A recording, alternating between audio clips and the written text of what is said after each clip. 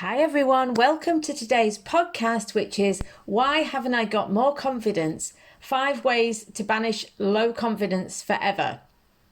So welcome to anyone new, welcome back to anyone returning. I hope you're all great. Please don't forget to like, subscribe, share. If you think it's going to help someone, fantastic. And I hope you enjoyed today's podcast. Please leave a message as well. Please comment. Let's start a conversation about confidence. So if you've got any tips or ideas, or if you want to make a comment on the podcast, I would love that. It really means the world to me. And I really do think it could help somebody else if you comment about your experience. So let's do that. I will read and reply to every message. So please do. So if you have low confidence, the chances are you have an idea of a certain standard that you're not meeting. And this is really important to recognize, okay?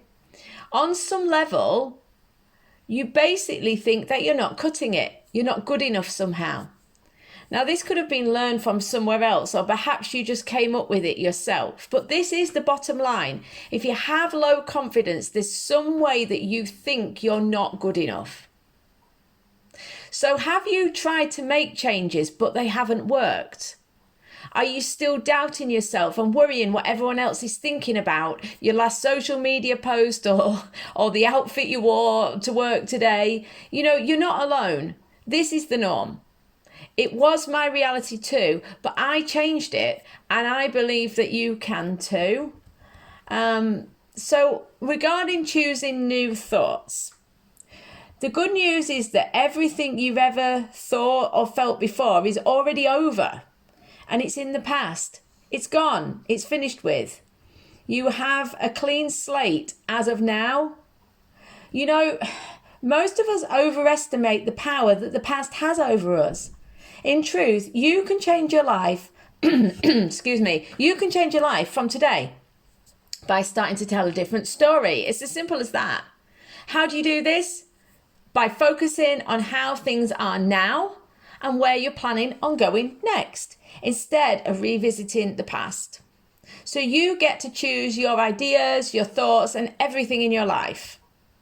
So I'm here to tell you, you are good enough and everything is unfolding perfectly. Does it sound too good to be true? It isn't. It isn't. And if it sounds off to you, that's not unusual. The idea that we have lots of things to fix in ourselves and the world before we can be happy is the conventional opinion that most people hold, albeit perhaps not consciously. And that's okay, but you don't have to do it anymore. So just to make this a bit clearer, let's look at an example. If you think you're too fat, too old, not pretty enough, etc., so what? I've met plenty of confident fat people and fearful thin people. And anyway, it's no crime to be fat after all. But you may have an idea that it is somehow bad or wrong. And this is the same with all the other reasons you may have for why you lack confidence. Whatever it is that you feel you lack, I'm here to tell you now that there are plenty of people out there with just your issue, perhaps even worse, who are full of confidence. The point I'm trying to make is that your ideas about what is good and bad about you are just that. They're ideas. Whether they're ideas that were handed to you by society, your family, or if you came up with them by yourself, they're still just ideas. They're just perceptions. So let's talk for a minute about understanding truth and belief. The point to really take on board is that your ideas and thoughts about yourself are just that. They're thoughts and ideas. They aren't the truth. So we have many examples to draw on of human error regarding beliefs. Okay, so let's think of one. We thought the earth was flat, but it wasn't true. We thought cigarettes were good for us at one time, which clearly isn't true. You can see the same error in your own life. For example, think of the things you thought were impossible when you were 5, that you now do naturally. And also consider that things you believed when you were 5, you no longer believe. So really register the fact that a lot of your thoughts and beliefs basically aren't true. So register, beliefs are not necessarily truths. So watch out for hidden beliefs masquerading as truths and getting away with it because most people believe them. So this is a common error that we all make, me included.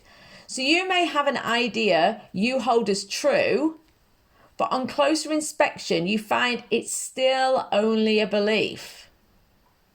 Many ideas we hold about ourselves and life are rooted in convention, but it doesn't necessarily make these conventions true. If you take a look now, you will find that almost everything you think to be true is just a belief. And this is really the first crucial step that I want you to notice today if we're going to make a serious change to your confidence. Okay? So it's to notice that most of the things you believe are just that, they're beliefs, they're not truths. So let's talk about this now. The old way of dealing with low confidence and why you're still not feeling fierce. So very often when we read or think about improving our confidence, we do superficial things that temporarily boost our confidence. So perhaps we may make ourselves look nice or buy a new item. But in actual fact, what we're doing, if we only use this method, is we're actually feeding the problem in the long term. Why? Because we're purely pandering to our belief that we're not enough as we are, and rather than changing our belief at the source. So now you can see why it's so important to recognize that most of the things we believe are just beliefs, not truths. There's nothing wrong with doing those things, buying a new item or making yourself look nice. If that's what you choose to do, there's nothing wrong with that. But we want to go beyond. Okay, we want to go beyond. We may be, another thing I'm just thinking here, I just want to talk about this as well, because something that a lot of people do, which I think is really super valuable, is we may be doing things like affirmations or writing notes on the mirror, and there's nothing wrong with that either. It's great to do it. But if the thing I want you to really get a grasp on, and I found really helpful when I did this, was that if you have a core belief that goes against your affirmation, it's going to be difficult to convince yourself permanently and make a permanent change to your confidence. So that's why, doing things like making yourself look nice and writing an affirmation on the mirror, even if you repeat it quite a lot, won't necessarily, that may be why you're still having issues regarding confidence. The old ways of dealing with confidence are only really effective if we use them in tandem with changing our old beliefs about ourselves at the root. And one of the things we need to do is we have to notice where we're getting these ideas about ourselves from. Because once we know, we can start changing or challenging them. So let's look at the 4 main ways that I see people who lack confidence tend to sabotage their own ability to shine. Now, you may do one of these things, you may do all of them. Okay, so the first one is you judge others. So it's sometimes hard to see the way that we judge ourselves. However, it's easy to notice how we constantly label and judge everyone and everything around us. So our mind chats away constantly as we pigeonhole people straight away and make our comparisons, ranking ourselves in relation to everyone and everything around us. Take notice next time you walk down the street. Notice how your mind does this. But what if we started to see everyone just as human beings and as equal? So instead of that constant ranking of less than or more than, we just saw people. It's liberating and life-changing. Because if you let other people off the hook, it's easier to let yourself off too.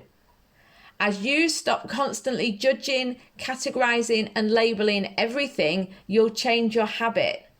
As you judge others less and are more compassionate in general, you'll find you start feeling this way towards yourself too. If you drop categorization, it means you no longer have to judge and categorize yourself either. So the second way is that you believe the media. Perhaps you look at media, magazines, or social media. Whatever it is that you're looking at, you are maybe buying into the hype and forgetting that it isn't real. Now, I know. We all know it isn't real if we step back and think about it. But do you? Do you step back? Because most of us don't. We're kind of just like a sort of maze of thoughts and emotions going through our day, rushing about. We're not always mindful of what we're actually doing, what we're engaging with. We're just kind of often firefighting the moment, and that can go on for hours at a time, days at a time, sometimes weeks at a time. So this is important to realize, yes, now I'm saying to you, oh, do you know it's not real? You're like, of course, Kat, of course, everyone knows it's not real. But in that moment, are you mindful of that? What we see online or in print is far from realistic. And even though, like I say, you do know this, it's so easy to get sucked back in because it's sneaky like that as well. The shiny filtered media is literally everywhere we look, and the content is often so misleading, especially when annoying people, they're not annoying really, but it is annoying. It's annoying. They're not annoying. When people post content that claims to be quote unquote everyday. It's an everyday image, but it's far from it. It's really staged. The person's got, they've just got up and out of bed, but they haven't. Got a full face of makeup. They've got perfectly pressed pajamas. You know what I'm saying here. So we have to be very strict with how we consume content, remembering that most of it isn't real, period. And if you unconsciously take too much notice of the media, you can easily be left thinking that everyone else is doing better than you. And that's the danger point. It's not true. It's not true that those people on social media or in the media are doing better than you. We all have ups and downs, highs and lows. The truth of it is the people in mansions are no different. They're just doing it in mansions. So the thing is, enjoy the media. It's beautiful, it's glamorous, and perhaps inspiring in context. But remember, it is all advertising. Everything you see has been filtered. It's not reality. It's a sort of virtual reality. So the third way is that you could be sabotaging yourself is that you think you should have, in quotations, made it by now. The good news about this is this feeling that you've never really made it or you're not making it will rapidly diminish when you start to become more conscious of what you're thinking and believing. We are very, very, very conditioned by consumer culture, but only until we realize what's happening. So if you're reading this, perhaps already having like an awareness of what's going on, and perhaps you're already choosing another way. The point is, this doesn't mean we have to give up all our old ways or every aspect of consumer lifestyle. That's always your choice. All it means is that we don't have to let it control us anymore. We choose how much and when. We know it isn't the whole story, and we get more peace just from knowing that we actually don't need to, quote unquote, make it because we're already there. We're all just humans learning and experiencing. We come here to this world with nothing and we leave with nothing. If you feel like you haven't achieved enough or got where you wanted to be by now, the simple answer to this is you and everyone else. Most of us feel like we haven't achieved enough, and it isn't true. But society would have us believe it, as this keeps us buying and consuming. And our minds just go along with it because we follow the herd, we follow the flock, we've got a hive mind. It's what everybody else does, so we just keep doing it too. Another thing to consider when it comes to feeling like you're not making it is that our minds are never naturally satisfied anyway. Have you noticed that? The mind is always on to the next thing. If you do get what you want, the satisfaction only ever lasts a short time. Noticing this habit is a great help in starting to assist you in feeling better about your life, and so, of course, boosting your confidence. It's helpful to remember that whilst your mind may be always pointing out all the things you've done wrong, all the opportunities you've missed, you can never choose every option in life anyway. Whatever path you've chosen, you've always technically missed out somewhere else anyway, haven't you? Because you can't choose everything. So no option would give you a sense of having it all, because to do or have it all is impossible. So this is a really great way of rationalizing it with yourself, if you like. Remember that even though you maybe had ideas about what you wanted your life to look like, and that's normal human behavior, we all do it, life rarely does what we expect it to do. And don't think that that's just you, in a bad way. Don't think, I'm a mess up, like, why is my life not gone the way it's supposed to? Why is my life not gone the way I thought it should? Nobody's does. The truth is that this idea of making it is a fearful standard born out of a struggling thought that we can just let go of. It comes from a mixture of external pressure, consumerist culture bombarding us, it's that flipping social media again, and our unchecked thoughts and emotions running out of control. It's that unconsciousness when we're rushing about in a day and we're just allowing it to get in because we're not mindful, So once we know what's happening, we can notice. As we become aware, the picture starts to shift on its own. Awareness is a huge thing. You'll find you don't even need to do a lot about it sometimes. It's just being aware of what's happening. So the fourth way that you might be sabotaging yourself is that you don't feel passionate in life. Are you doing what you want?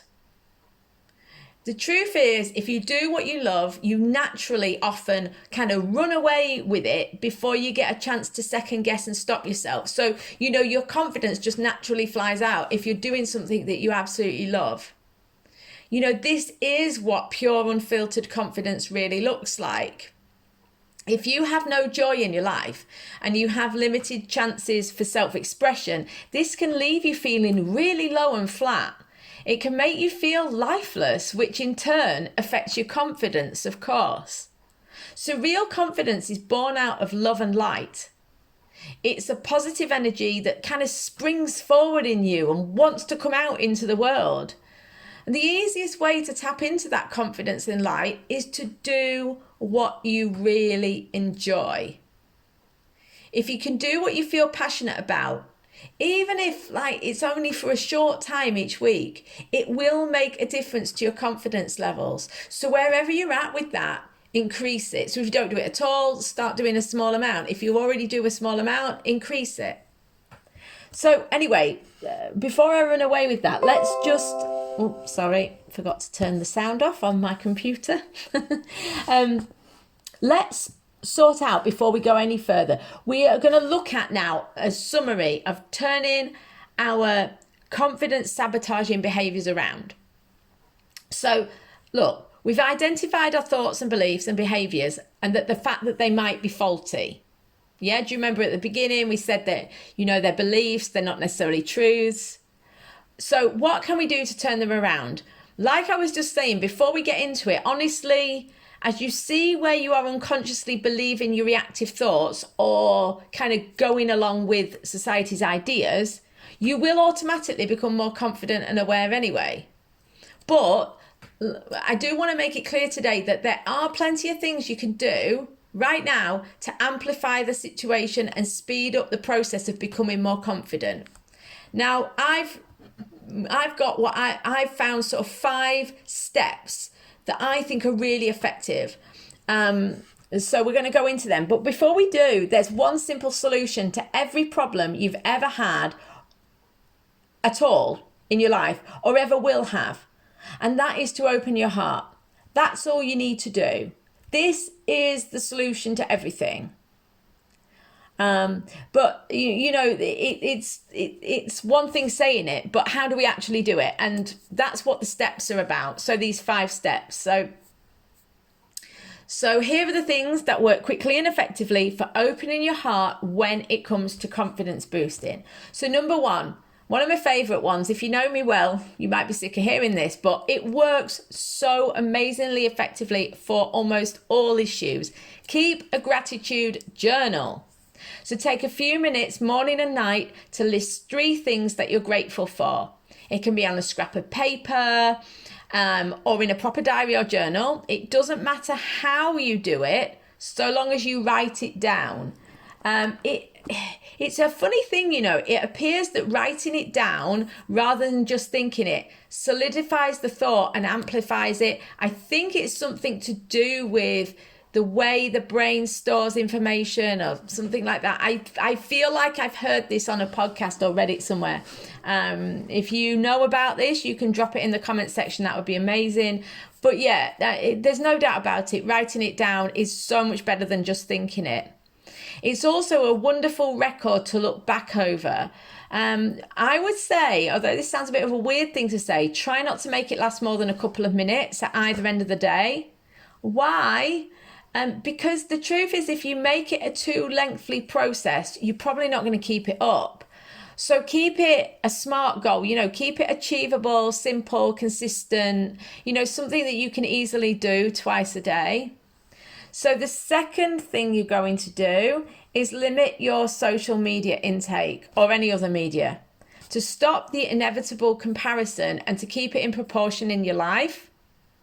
So set a timer for a certain time slot allocation per day or delete certain apps from your phone. There are 2 ways of doing that. An obvious question that I know a couple of you will say, well, I can't do that because I need to engage on social media for work. Well, then a good example of how to deal with that would be make yourself a rule that you only scroll at your desk. If you're scrolling through social media, you only do it at your desk, not when you're sat at the dinner table or on the sofa, supposedly relaxing in an evening, for example. The thing to bear in mind here is that you get to make the rules as to how much and when you consume. The issue is not consuming it, it's being conscious about it. So make a well thought through choice as to when you're looking and what you're looking at. And I would highly recommend deleting any follows that bring you down or bring you into a fearful or low vibe mindset, and start following people and websites that talk in ways that make you feel more empowered.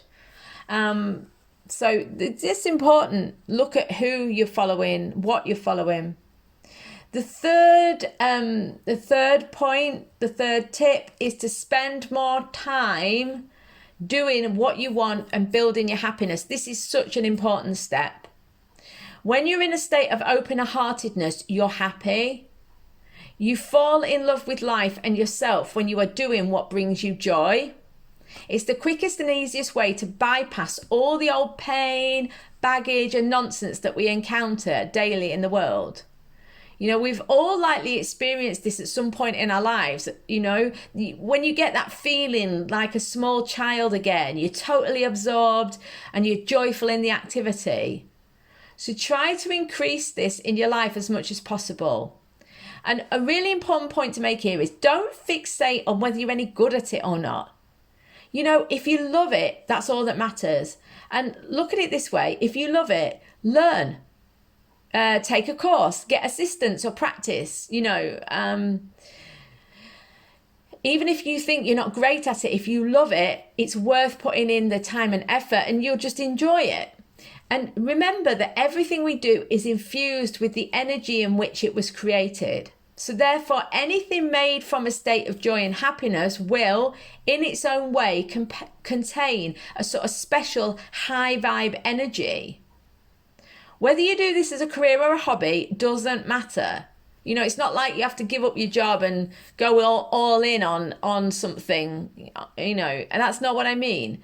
It doesn't need to be the biggest thing in your life either. It's just, so long as you're doing it on a daily or a weekly basis and you're prioritizing it as a must in your life, because this is where you're going to get that organic confidence from, because you're full of love and joy and happiness, and this is going to boost you. It's going to boost your confidence.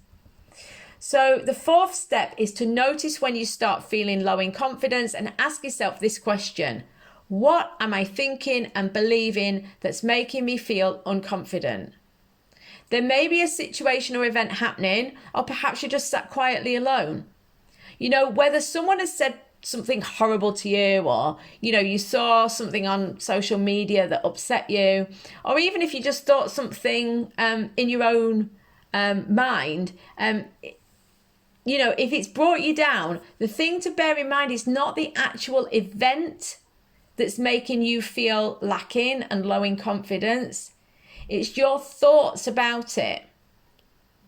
So as you question your thoughts and notice that they're just thoughts and they're not necessarily true, you can start to let things go and change your reactions to things that used to make you doubt yourself. So ask yourself that important question: what am I thinking and believing that's making me feel unconfident? The fifth step is focus on your qualities and people who love you and whom you love. So reframe and refocus, basically. You know, we all doubt ourselves from time to time. It's not that confident people think they're perfect. In fact, the funny thing is they don't think they're perfect, and that's the very reason why they're confident. They know they're not perfect and they're okay with it. They're willing to be themselves and don't hide their so-called weaknesses. You know, often you'll find confident people put it right out there. All their flaws, all their foibles, they're really okay with it. You know, what confident people do well is focusing on their good qualities and their skills, and they're comfortable with the whole picture. They know they're no better or worse a human being than anyone else. So if you lack confidence, try to emulate that.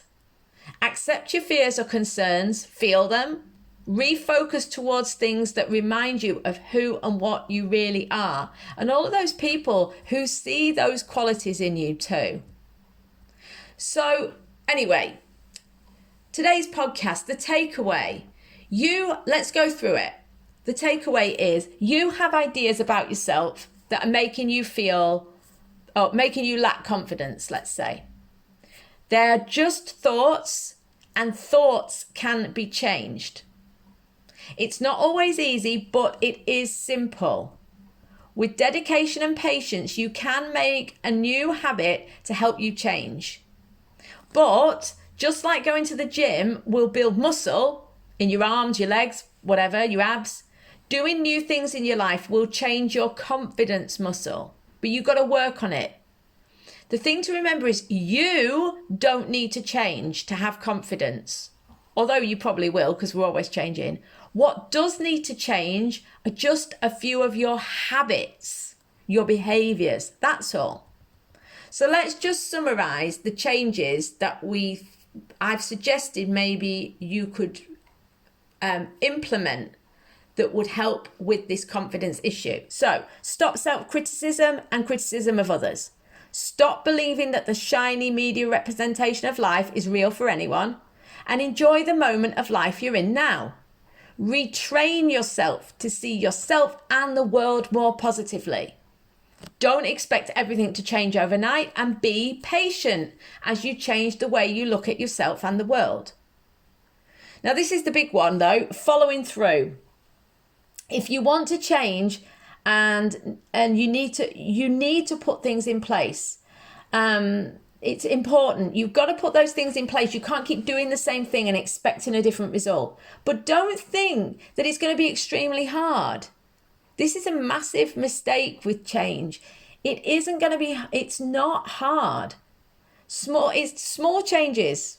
All the changes you need to make are small. something like keeping a gratitude journal and spending an hour a week doing what you love. Those things will make a whole lot of change over the space of a few weeks. The truth is, if you haven't changed your confidence level yet, it's most likely not because what you're doing is difficult, but rather that you haven't consistently applied some very simple changes. So it's the consistency, it's the determination to keep doing it, the willpower to get that new habit embedded that's the problem. It's not that what you have to do is difficult. So this is important to understand. You know, most people do, when they get a new idea about doing something, most people do a lot of things for a few days and then they quite simply go back to their old habits and they don't keep up the changes. You know, they get distracted by their daily tasks and then before they know it, months have passed. So I would invite you to make a promise to you. Be the exception to the rule and know that you can and you will change to becoming a more confident person. If I can do it, so can you. You know, as you make the small changes consistently, consistency.